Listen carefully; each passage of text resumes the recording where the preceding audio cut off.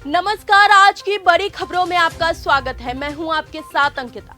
आज की बुलेटिन में बात करेंगे बिहार में हुए 35 दिन में 12 एनकाउंटर को लेकर। बताएंगे आपको शेरों के लिए लगाई गई एसी, दिखाएंगे आपको दिल्ली में कैसे कहर बरसा रही है गर्मी, और बुलेटिन के आखिर में देखेंगे ट्रंप से ही कॉल पर भिड़ गए नेतन्याहू।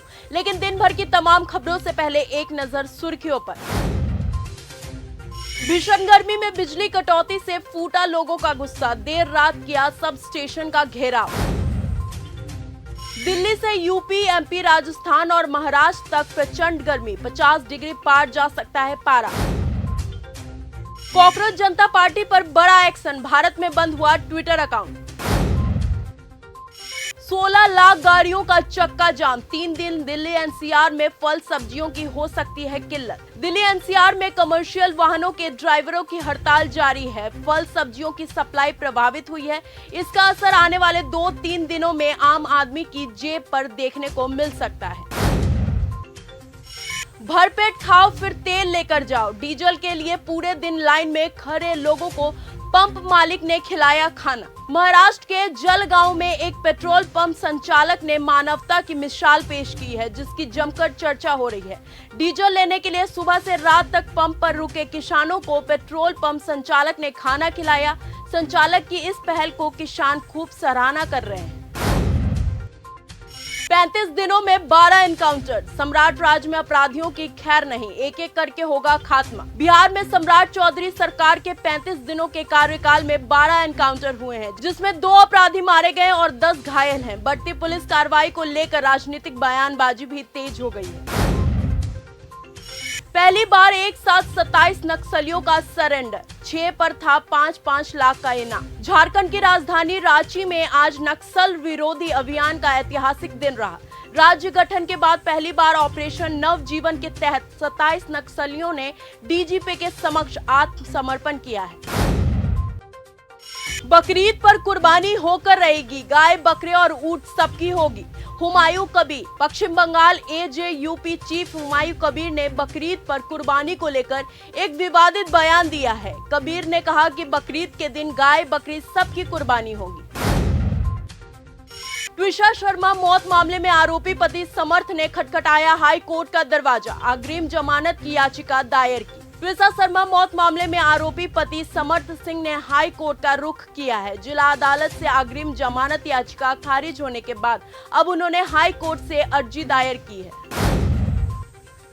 शेरों के लिए एसी, भालुओं लेपर्ड के लिए कूलर, 44 डिग्री तापमान के बीच इटावा सफारी में खास इंतजाम। उत्तर प्रदेश में भीषण गर्मी पड़ रही है। इटावा में पारा 44 डिग्री सेल्सियस के पार पहुंच चुका है। इस गर्मी में इंसान ही नहीं बल्कि बेजुबान जानवर भी बेहाल हो रहे हैं। ऐसे में इटावा सफारी पार्क प्रशासन ने वन्य जीवनों को राहत देने के लिए खास और पुख्ता इंतजाम किए हैं।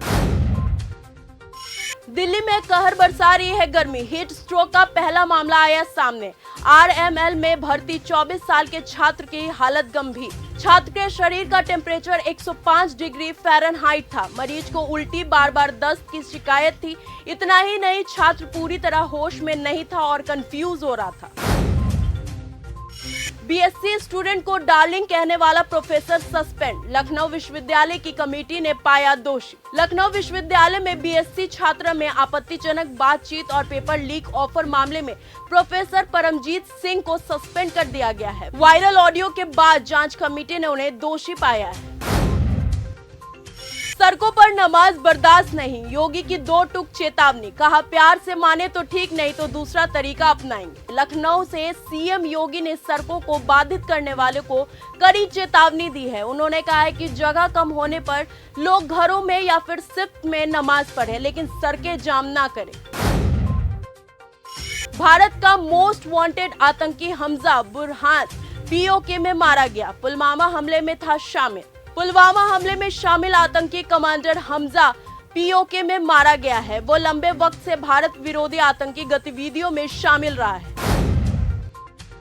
टिकटॉक अब मलेशिया में भी होगा बैन। एआई वीडियो बनाकर सुल्तान को खाता दिखाया सुअर का मांस। टिकटॉक पर मलेशिया के राजा सुल्तान इब्राहिम का फेक अकाउंट बनाकर एआई वीडियो पोस्ट किया जा रहा है और आपत्तिजनक फोटो भी डाले जा रहे हैं। सरकार इस पर कोई कार्रवाई नहीं किए जाने से नाराज है। भारत में प्रचंड गर्मी का कहर तो चीन में बाढ़ से तबाही, सड़कों पर बह रही कार, 25 की मौत। चीन में मूसलाधार बारिश की वजह से आई बाढ़ में कम से कम 25 लोगों की जान ले ली है। चीन के कई हिस्सों में अभी भी बारिश जारी रहने की संभावनाएं जताई जा रही है।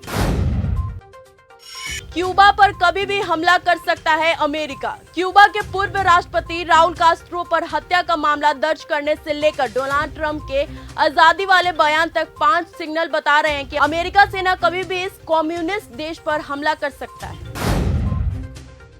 ट्रंप से ही कॉल पर भिड़ गए नेतन्याहू, जंग खत्म करने की बात सुनने पर हुए गुस्सा। ईरान में अमेरिका और इजराइल के मकसद अब अलग अलग नजर आ रहे हैं। एक तरफ मिडटर्म इलेक्शन को देखते हुए डोनाल्ड ट्रंप जल्द से जल्द जंग को खत्म करना चाहते हैं, तो दूसरी तरफ नेतन्याहू लड़ाई दोबारा शुरू करके ईरान की सैन्य ताकत और बुनियादी ढांचे को और भी कमजोर करना चाहते हैं।